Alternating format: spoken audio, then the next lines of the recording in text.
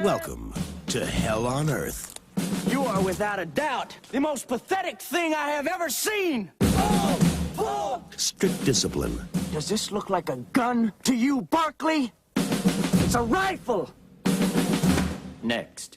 Rigid dress codes. Presto, you're bald. Get those weapons in the air. I want to see them high. And grueling drills. It couldn't possibly get any worse.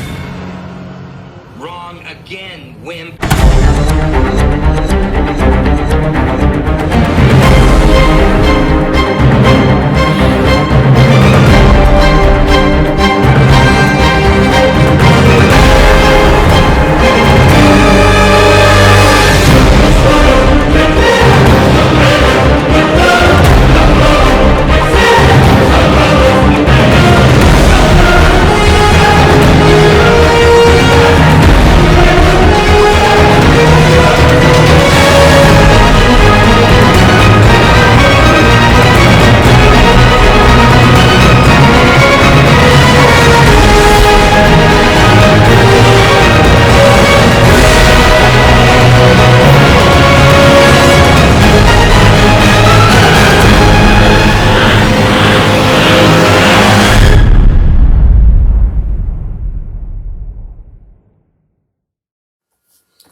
Hey everyone, it's Movie Lover 120 here, and I'm here with a brand new movie review, and this movie review is going to be for the third installment in the infamous horror franchise I am currently reviewing, and yeah, you can tell because I'm holding the doll, obviously. It's of course none other than 1991's Child's Play 3, released after, obviously, Child's Play 2, literally just a year after. But anyway, and we're going to get to why it was released a year after. But let's get on with the plot. Well, it's been 8 years, even though this movie was released a year after Child's Play 2. This movie actually takes place in 1998. It's been 8 years since the events in the second film, and we now see that Andy is a teenager who has been enrolled in a military school. Play Pal's Toy Company decides to re-release the Good Guys line, feeling that after all this time, the bad publicity has died down. As they reused old materials, the spirit of Charles Ray once again comes to life. In his search for Andy, Chucky falls into the hands of a younger boy and he realizes that it may be easier to transfer his soul into this unsuspecting child. Andy is the only one who knows that Chucky is up to, and now it's up to him to put a stop to it. So yeah.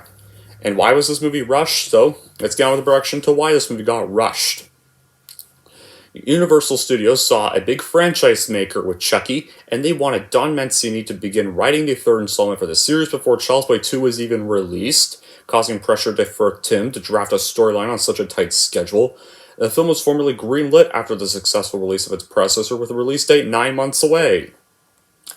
Thanks to Universal. Mancini initially wanted to introduce the concept of multiple Chuckies in this movie, but due to budget constraints, the idea was eventually scrapped, and Mancini later used this concept for the 2017 sequel, Cult of Chucky. It was also intended to open with a scene of a security guard portrayed by John Ritter frightening off a group of trespassing children at the Good Guys factory by telling them scary stories about Chucky. After Mancini decided to make Andy Barclay 16 years old, he considered recasting the role of Jonathan Brandis before hiring Justin Wallen. Before Jack Bender became director, Mancini wanted to hire Peter Jackson to originally direct. Kind of the same problems with Freddy's Dead already. Eventually, after the movie was filmed, Child's Play 3 would be released into theaters on August 30th, 1991, to negative reviews from critics and more mixed reactions from fans. There are some fans that view it as a decent entry in the series and a nice ending to the series, and there's others who agree with the critics. The film opened up in second place behind Dead Again to a lousy $5.7 million over the 4-day 1991 Labor Day weekend, which was called slow numbers by the Los Angeles Times. Then it finished its theatrical run with only $15 million worldwide in the US and a bad total of only $20.5 million worldwide at the box office on a $13 million budget. Not good for a franchise sequel around that time. But as for my reaction personally, I think this one is okay at best. I mean, sure, not terrible, but this does not even come close to the first two films whatsoever. I mean, Like, a lot of people hype this movie a little too much, but, I mean, there's some problems I kind of have with this movie, to be honest. First off, let's get off with the recasting of Andy Barclay in this movie. So Justin Wallen is decent as a teenage version of Andy Barclay, although he kind of looks way too girly looking at times. And but does pull off the lost and venerable role of a very troubled Andy who is now in military school. I'm sorry guys, but I don't think anyone can top Alex Vincent at all for Andy. Now, I did like the whole 8 years later setting, an army school setting to the story, and I like the teenage version of Andy in a different environment, and this time tougher and ready for to face Chucky. Kind of shows he's like really grown up, and he's really ready for any other threats. Really, I kind of liked what they did that, and the standout characters are of course Andy and the tough and brave Da Silva, who's a smart mouth and tough chick who takes a liking to Andy when she meets him, and she's one of the best characters in the whole movie, really. But that's kind of it. That's just kind of the only two human characters I kind of tolerate in this movie. The other military people I'm not really big of a fan of. We'll get to them in a bit, but the rest of the cast are all fine in their roles, and they play typical character types such as the skinny, cowardly wimp with glasses, and the mean bully drill sergeant type, and so on. What really stands out, though, is the huge setting of the dark-looking military schools, the long, dark corridors at night, and many rooms to hide Chucky. I also really enjoyed the action-packed third act of the film with the army games in the cold nighttime woods, and then all the action during the big, colorful funfair amusement place. Those are good set pieces and exciting moments. Now, there's some kind of weird things I have, though, is whenever Andy's trying to hunt down Chucky in that whole ride, I kind of find it really kind of silly that I don't find it very realistic that a lot of these people on the ride really don't notice this dude standing at the exhibit and they just pass by and they just don't even notice Andy just standing there looking for Chucky. I'm pretty sure anybody would notice a random person trespassing into the ride and stuff. I kind of don't really get how nobody notices just any of the commotion that's going on. Just kind of makes no sense to me.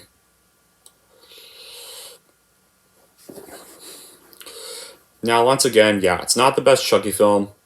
I still prefer the first and the second film's the best, but the third film is it's still decent. And there's some other characters I don't really like. There's Tyler, the new kid that Chucky this time tries to possess instead of Andy this time around. Once he meets Tyler, he decides to take him instead. And I also didn't like the glasses guy Andy befriends. I thought they were kind of a little annoying. I especially did not like the drill sergeant people, the military coaches. They also really got on my nerves, but at least Chucky murdered them. And I mean the military drill sergeant guys and stuff. As for the killer doll Chucky, well, he's still fun and savage as usual like he is in the first two films. And this is kind of the first installment where he kind of starts to get a little goofy for the rest of the franchise would turn out. But the reason I did not care for this movie as much as the first two because it is really modernized and they tried a bigger budget here, which spoils kind of the camp of the first two, and they try to add more to the suspenseful aspects of the original to this one, and in my opinion, they fell a bit short doing so, and yeah, well, this movie does try to be darker at times, but like I said, they kind of made Chucky a little too comedic here. This was kind of the birth of the comical Chucky we would go on to know.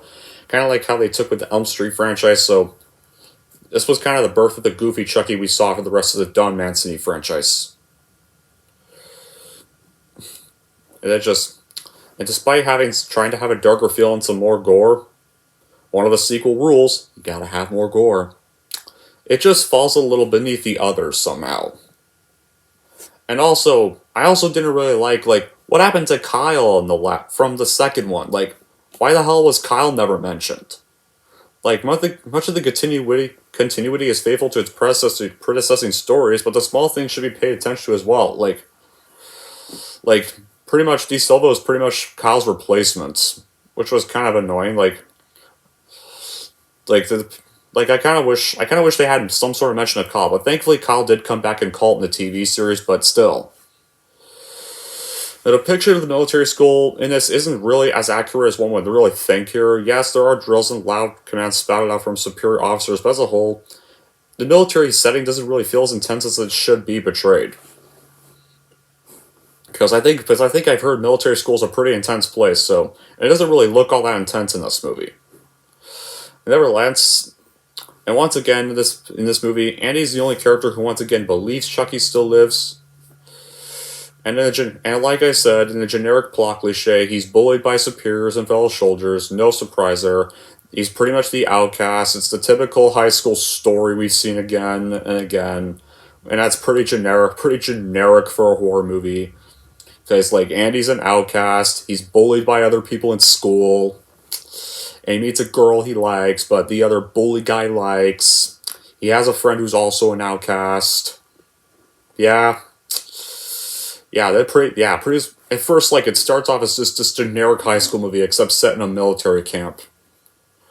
But at least at the time this was the final film involving Chucky going after Barkley, this would kind of be like, and while this wasn't really the end of the franchise, it did serve somewhat as an end to the Andy Barkley story. And I will also say I do enjoy the final showdown at the carnival and how Chucky dies in this movie by getting thrown into the van shooter after getting his hand once again cut off. And that death would pretty much be the birth of this Chucky with all the scars. It kind of gives him a more menacing and terrifying look, even if he ended up being a little more comical in the next movies. I kind of like how they didn't just randomly repair his face as if nothing happened. No, they actually kept all the scars and showed that Child's Play 3 still had an impact on his face. So yeah, I like they made him a little more menacing after that by giving him those stitches. But it doesn't really make him scarier. And if this movie had been the end of the franchise, despite some of the sequels we got after this being good, the other two not being good, I would have actually not minded that this movie ended the series. Because, once again, like I said, while I had some decent follow-ups after this movie, not even those could come close to the original two films either. Especially because they get way too wacky after this movie. But in a way, this was kind of the end of the Andy Barkley story, because 4 and 5, at the time it was, because 4 and 5 did not include Andy. They actually decided to leave Andy alone for the next two, and actually acknowledge, okay, Andy Barkley's story's over, let's just try to tell a new story with Chucky instead. We've seen enough of Andy for the next two films I'm going to review. But that's it for my review of Child's Play 3. So overall, if you want to see a decent close to the Andy story of the Chucky franchise for the time being, then give this movie a watch, because I recommend just streaming this one. However, it is still better than plenty of other horror franchise finales, like It's Not Another Freddy's Dead, It's Not Another Halloween Resurrection, It's Not Another Friday the 13th Part 8, Jason rides on a fucking cruise ship to Vancouver, or Jason X, and it's certainly not another Texas Chainsaw Massacre: The Bloody Next Generation. It's way better than either of those. Anyway, that's pretty much it for my review of Child's Play 3, and if you're wondering how I'm going to rank it, here's how I'm going to rank Child's Play 3. I'm going to give Child's Play 3 a 7 out of 10. And there we go. That's it for my review of Child's Play 3. I almost forgot to mention, while I did find this cover scary as a kid, now this cover as an adult, this cover just looks stupid. The other two the other two Chucky covers were way more creative. This one, then again, yeah, it does make sense, because this one was, rushed thanks to studio executives getting all greedy and stuff.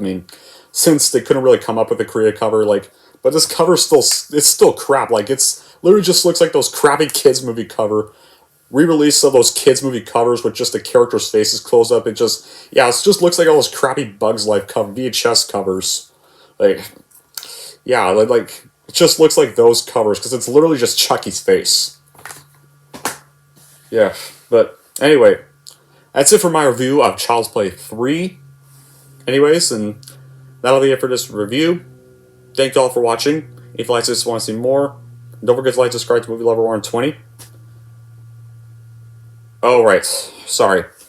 And I also forgot to mention, I know what the next review is going to be. We are now going to be going into the more goofier Chucky next up with The 4.